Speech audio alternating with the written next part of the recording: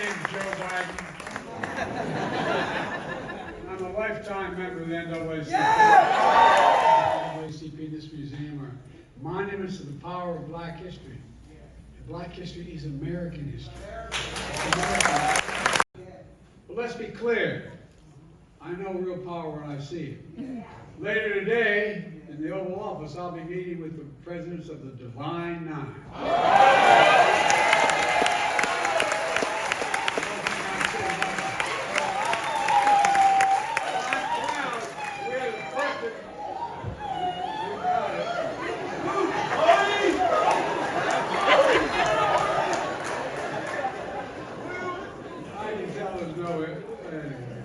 It's clear, HBCUs are vital to our nation's progress.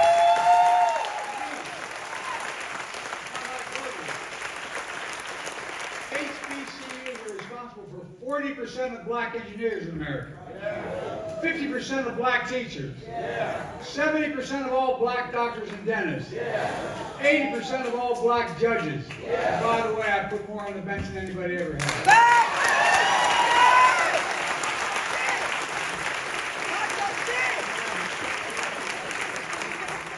100% of black vice presidents.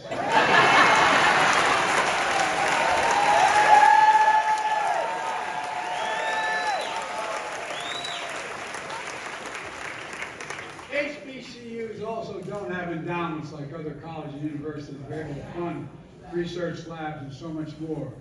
Well, Kamala and I made a commitment to lift HBCUs up, and we're keeping that commitment. Today, I'm proud to announce, as was mentioned earlier by the President, that we've invested over $16 billion in HBCUs.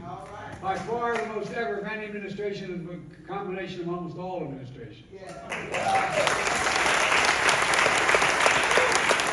investment helps HBCUs do everything from build student housing, to study climate science, to create health research labs, prepare black students for labs and industries of the future, because they don't have the endowments to do it themselves now. Stop me. Provide student debt relief, most sufficient ever. I've been able to relieve $160 billion in student debt. Nearly 4.5 million Americans, including a significant number of black borrowers. That means they can now start a family, buy a home, save for their children's school, give back to their communities. We've also increased the maximum Pell Grant by $900. The largest increase in a decade. We're also working to ensure every child, no matter what their zip code, has access to quality education experience in K through 12. The American Rescue Plan delivered $130 billion to American schools, the most ever in funding public education in our nation's history.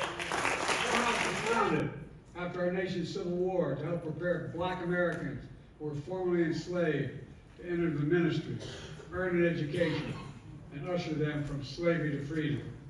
The founders of Morehouse understood something fundamental. Education is linked to freedom. Because to be free means to have something that no one can ever take away from you. The Department of Education is investing $300 million, including another $20 million announced today to support diversity in our schools.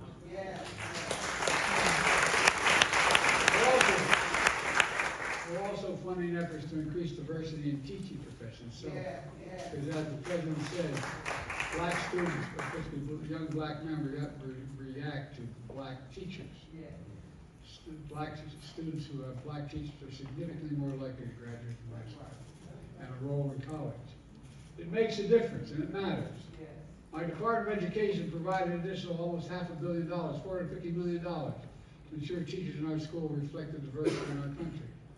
We're just getting started. This money is going to go toward training the next generation of teachers at HBCUs, tribal colleges, and minority settings. Not because I'm married to one, but we need to give teachers a raise.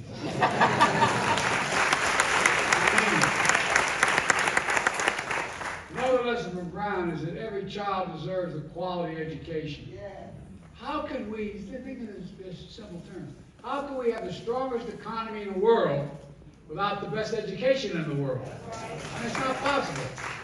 It taps into the full talents of our entire nation. The answer starts with early childhood education. Because of the nation's legacy of discrimination, black children start school with an average of 7 months behind their white peers in reading.